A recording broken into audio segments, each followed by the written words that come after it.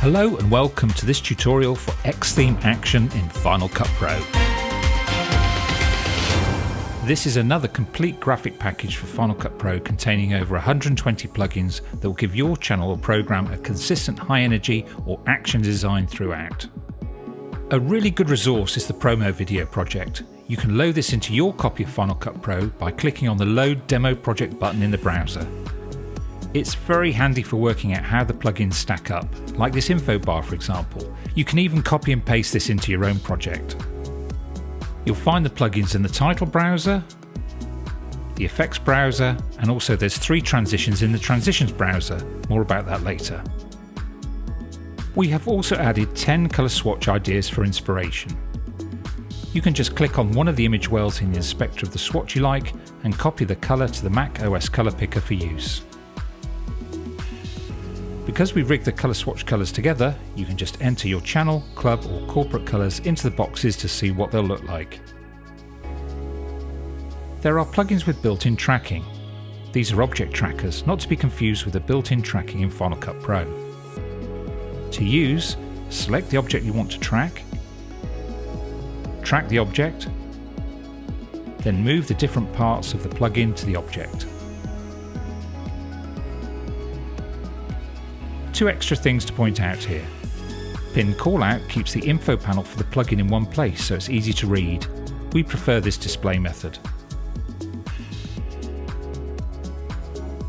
And Link Knuckle automatically keeps the lines at nice angles to track the object.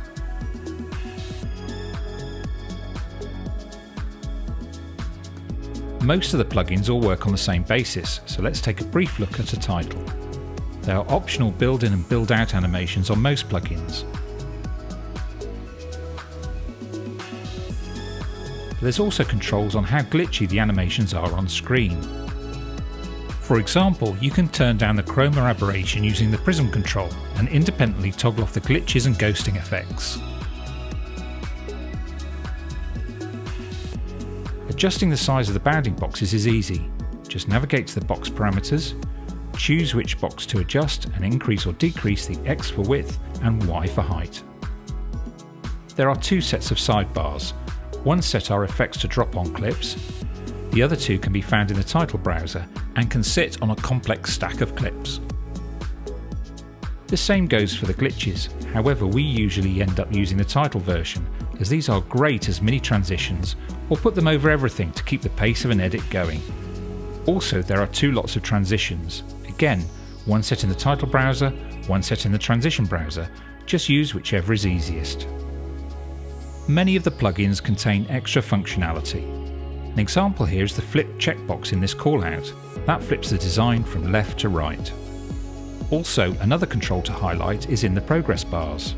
You can either set the progress bar to animate over the duration of the clip, or go completely manual and animate the bar with keyframes up and down until you're happy. It's your choice.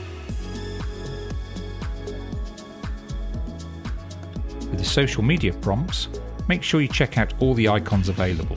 Hopefully we've got all the ones you should need. Finally, if your production is going to end up on YouTube, you'll need an end screen.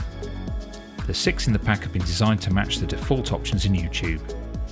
Just drag one onto your timeline. We tend to make the duration about 10 seconds, but you can go shorter or longer. You can either add video into the drop zones, or as we prefer, reduce the opacity of those and let YouTube fill the area with its clickable videos. And that's a quick look at XTheme Action for Final Cut Pro.